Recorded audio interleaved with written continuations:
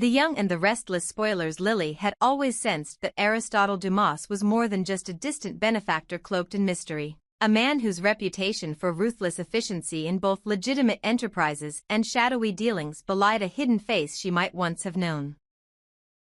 From the moment she first encountered his name scrawled across the glossy pages of high-profile business journals and whispered in hushed tones at exclusive gala events, an unease settled in her chest, as though a faint chord of recognition vibrated beneath the surface of her memory. She recalled fleeting impressions of a familiar presence years ago. A man with keen hazel eyes and a measured calm who had offered guidance when she was young and uncertain, his words carefully chosen, his identity never fully disclosed. Could this be the very same person, now operating behind the facade of Aristotle Dumas? Driven by that nagging doubt, Lily resolved to unmask him, determined to discover whether her intuition was merely wishful thinking or the key to unraveling a truth powerful enough to shake the foundations of her world. She began by retracing every breadcrumb left in Dumas's wake: corporate filings, charitable donations, property records, and the subtle hints embedded in the public statements of his associates. It was during this painstaking investigation that she first encountered Damien, the quiet enigma employed by Dumas as his sole operative. Damien's tenure was extraordinary, on the company's payroll, granted generous resources, yet never permitted to see or even speak directly with his employer. When asked why such a man of influence would enforce such a principle, those closest to Dumas offered little more than a cryptic explanation: our benefactor values discretion above all else. Lily deduced that anonymity must be Aristotle's greatest asset, a shield that prevented the world from linking his public persona to the private individual who might carry a name she recognized. Undeterred, she employed every tool at her disposal, from social engineering tactics to undercover inquiries, all the while drawing closer to the elusive heart of Dumas's operation. In the midst of her covert pursuit, the tide shifted when Phyllis unearthed the direct line to Dumas himself. One late evening, after months of dead ends, she discovered a private number buried within a trove of encrypted correspondence and, over a tense voice connection, initiated a cautious dialogue that rippled through their inner circle. Amanda, ever the pragmatist, immediately cautioned Lily to abandon the chase, warning that seeking Dumas's true identity risked provoking a man capable of manipulating the very infrastructure of power and wealth. Yet Lily, bristling at the suggestion of retreat, pressed on. She knew that the architect of her uncertainty had set the stage for his grand entrance at precisely the moment she and Phyllis connected the dots. It was no coincidence that she, above all others, would be the first to pierce the veil of his anonymity. Her relentless pursuit had aligned seamlessly with the timeline he, or perhaps the writer steering his fate, had meticulously crafted. Late one night, as the clock edged past midnight and the city glimmered beneath a veil of rain-slicked streets, Lily finally decrypted the final message concealed within a series of innocuous philanthropic reports, a single, obscure reference to Project Helicon, tied inexplicably to an old photograph of her childhood mentorship group. With her heart pounding and breath caught in her throat, she realized that Aristotle Dumas was none other than Evan Caldwell. Her first mentor, the man who had once stood by her in the aftermath of her parents' scandal, guiding her through trauma with gentle counsel. Forced into hiding by enemies who wanted to erase his past, Caldwell had reinvented himself as Dumas, mastering the art of invisibility behind a corporate bastion. Damien's rule against direct contact was not mere eccentricity but a safeguard against assassination attempts and betrayals, ensuring that no one could trace the benefactor's movements back to the vulnerable soul he had once been. In that moment of revelation, Lily understood the weight of his secret. The compassionate guide of her youth had sacrificed his own identity to build an empire that could protect her and countless others. The implications of her discovery struck Lily with both exhilaration and dread. On one hand, she possessed the power to expose Dumas's true self, to restore Evan Caldwell's name in the annals of history, and to free him from the shackles of secrecy he had borne for decades. On the other, she faced the stark reality that unveiling this truth could unravel the very structures he had erected to shield countless innocents from the predations of a world where power and violence were the currency of survival.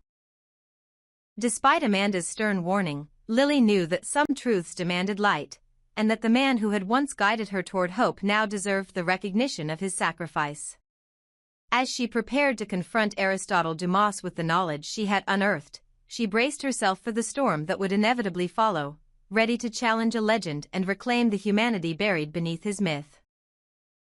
Lily's pulse thundered in her ears as she stood before the unmarked door of the penthouse suite, the last piece of Dumas's carefully constructed puzzle. She had traced Aristotle's trail through shell corporations, offshore accounts, and coded messages in public filings, and now, at last, she had found the place where he could no longer hide. Yet even as she confirmed the suite number, a tremor ran through her, not of triumph, but of unease. She knew that a man clever enough to build an empire from the shadows would never reveal himself so directly. He must have wanted her to find him here, at this precise moment. The question burned in her mind, why? Through a small peephole she caught the silhouette of a tall figure, backlit by the soft glow of marble floors and planted orchids. For a heartbeat, she hesitated. Then she twisted the doorknob, and the door swung open on silent hinges. There, in the polished silence of his inner sanctum, stood Aristotle Dumas. He faced her calmly, as if greeting an old friend who had finally made the journey home. But when she saw his face in full light, his sharp jawline, his thoughtful eyes that reflected a lifetime of secrets, her breath caught. "Why you?" she whispered to herself, as if the words on her tongue were made of ice. In that instant, 1,000 rumors craned through her memory. The most persistent of all. Whispers among the city's elite that Aristotle Dumas was none other than Cain Ashby, Lily's former husband. It sounded absurd. A man reduced to small-town scandals and messy divorces could scarcely be the puppeteer behind billion-dollar mergers and clandestine surveillance operations. Cain's life had been an open book to those who knew him, filled with emotional vulnerability rather than steely calculation. Yet this stranger's presence, poised at the crossroads of intimacy and menace, made Lily's heart skip. If he truly was Cain, then how had he transformed himself so completely? And if not, then who, and more frighteningly, what was he? Aristotle studied Lily with an inscrutable expression. "You have questions," he began, voice low and measured. Lily fought the instinct to bolt, instead crossing the threshold into his world of polished marble and hidden cameras. "Why reveal yourself now? Why here, when you know I've been hunting you for months?" she demanded, her voice trembling with a mixture of anger and wonder. He inclined his head slightly, as though acknowledging her tenacity. "Because you needed to see me with your own eyes. Because some truths cannot be found on paper or whispered through intermediaries." He gestured to the room behind him, walls lined with photographs chronologically mapping key moments in Lily's life. Her childhood, her marriage to Cain, the birth of her daughter, the crisis that drove her apart from everyone she once trusted. Lily's eyes darted from one image to the next. Each frame was a mirror held up to her past, memories she thought long buried. And at the center of the gallery, in a frame larger than the rest, was a photograph of Cain Ashby smiling beside her on their wedding day, except the man next to her wore the same penetrating gaze she now saw in Aristotle's eyes. The implication crashed into her like a tidal wave. This was no mere resemblance. The face she knew as Cain was now the face of Aristotle Dumas. "But how?" she breathed. "How did you become him, and yet not him?" Aristotle's lips curved into a faint, almost sorrowful smile. "I never was Cain Ashby," he explained. "I was always Aristotle Dumas. But I studied him, learned every nuance of his life when I realized our paths might cross. I took his name, his mannerisms, because I knew it would draw you out." Lily's mind raced. He had adopted her ex-husband's identity as a cloak, knowing that the thought of Cain would lure her into this very room. And she had fallen for it, hook, line, and sinker. In that moment, a chill settled over her as Amanda's warning echoed in her ears, "Do not pursue him further." Yet to turn away now would betray everything she had sacrificed. The late nights deciphering codes, the alliances she had forged, the the risk she had taken by confronting him face to face. Steeling herself, she squared her shoulders. "So you used Kane's face to manipulate me," she said quietly. "To make me think I was safe, that I could outrun you. But what do you really want?" Aristotle stepped closer, the distance between them charged with unspoken history. "I wanted you to see that appearances can be deceiving," he replied. "That the person you least expect might be the one pulling the strings. I wanted you to understand that the world I occupy demands more than fear or brute force, it demands subtlety, a willingness to reinvent oneself." Lily swallowed hard. The room seemed to contract around her, the weight of his words pressing in. "And what of Kane Ashby?" she whispered. "What have you done to him?" For the first time, Aristotle's expression flickered with something like regret. "He was an unfortunate asset," he admitted. "A man whose past I borrowed to hide my own. But Kane paid the price for a secret he never knew he was hiding." Lily's heart pounded, a knot of betrayal and compassion forming in her chest. The man she once loved had been erased, his life commandeered for someone else's gain. And all along, she had been chasing a ghost. "Why show me this now?" she asked, voice trembling. Aristotle's gaze met hers, unwavering. "Because you found me," he said simply. "And now that you know the truth, we must decide what comes next. Will you expose me and lose everything I have built? Or will you join me, embrace the power you glimpsed tonight, and help me shape a new legacy, one where your past and my future can coexist?" The offer hung between them like a gauntlet thrown down. Lily's breath came in ragged bursts. The room seemed to tilt, the photographs on the wall watching her like silent witnesses. In that moment, she understood that Aristotle Dumas was more than a master manipulator, he was a mirror reflecting the parts of herself she had long forgotten, ambition tempered by conscience, loyalty bound by truth, and the relentless drive to uncover what lies beneath the mask. And so, with her heart racing and her mind aflame, she made her choice. She would not be his pawn, nor his ally. She would be the one to pen the next chapter, on her own terms. Nick perched on the edge of the polished mahogany bar, hands wrapped loosely around his tumbler glass, the ice clinking softly as he turned back to Sharon, who leaned against the countertop with that familiar, guarded ease she always assumed around him. He drew in a breath, the low hum of conversation and distant laughter from the lounge swirling around them like white noise. "So, how did it go, leaving her with Phyllis?" he asked, voice steady but carrying an undercurrent of unease that he hoped she wouldn't notice. Sharon offered him a small, reassuring smile, tapping her fingers on the bar's glossy surface as though she could smooth out his worry with a casual gesture. "Nick," she teased lightly, "you don't need to worry." Her eyes danced with a hint of mischief, but he caught in them the slightest flicker of tension, an edge she couldn't entirely bury beneath her bright humor. For a heartbeat he watched her, parsing her expression. "You sure?" he pressed. "I mean, he stopped himself. He didn't want to admit how much he trusted Sharon in that moment, how he'd left Phyllis in her care because he believed in Sharon's steadiness. Yet here he was, doubting his own judgment. Sharon laughed softly, the sound warm but brittle around the edges.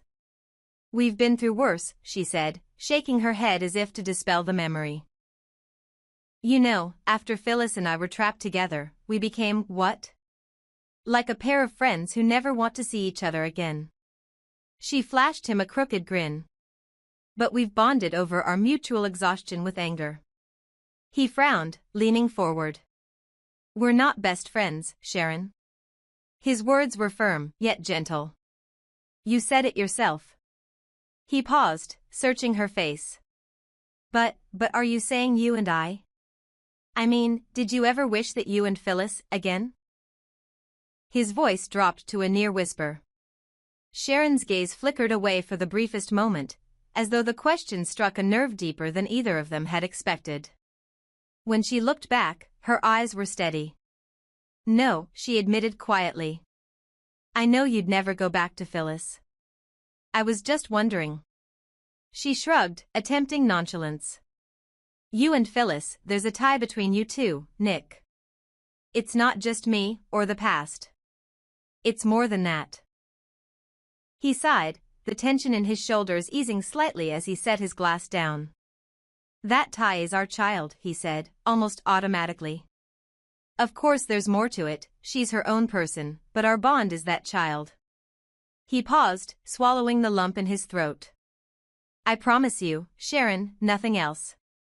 Sharon nodded, though the movement was slow, thoughtful. I know, she said. But sometimes I wonder if there's more under the surface. Phyllis seems so fragile right now. She's on the verge of falling apart. She turned toward him, hands spreading on the counter. She needs someone to rescue her, and I think you might be the one. He frowned, leaning back. Rescue her? Sharon, I don't need to rescue her. He cut himself off, aware that he sounded defensive. He looked at her, really looked, and saw how her brow creased with concern for Phyllis. How her loyalty to both of them, despite everything, pulled her in unexpected directions. You're attracted to that, Sharon said softly, nodding toward the far end of the bar where Phyllis sat alone, her posture slumped, eyes distant as she toyed with her drink. I can see it in your eyes, Nick. You want to save her. Nick shifted uneasily, the bar stool creaking beneath him. That's not true, he insisted, but the words fell flat. He glanced toward Phyllis, feeling something stir inside him, pity, protectiveness, a gentle ache he hadn't expected. He shook his head, pressing a hand against his forehead. I don't know why you think that. Sharon's lips curved in a half-smile. It's okay, Nick. It's normal to feel it. She paused, as though weighing her next words carefully. You're jealous, aren't you? He stared at her, surprise flickering across his face. Jealous? She laughed quietly, a softer sound this time. Of me, she said, eyes warm. Of our friendship, our history. Maybe a little bit of Phyllis too. She shrugged, turning back to regard him with open honesty. You think about what it would be like if you and I, or if you and Phyllis, but you push it away because it's too complicated. Nick's throat went dry as he watched her, realizing the truth in her words. He felt a twinge of guilt at her candor, and at the nagging realization that he had buried thoughts of Phyllis under layers of rational explanations. He inhaled slowly, letting the world settle around him. Maybe you're right, he admitted quietly. Sharon tilted her head, a sympathetic expression softening her features. It's okay, she repeated. You don't have to hide your feelings from me. You know I've got your back. He offered her a small, grateful smile, reaching over to squeeze her hand briefly. Thanks, Sharon.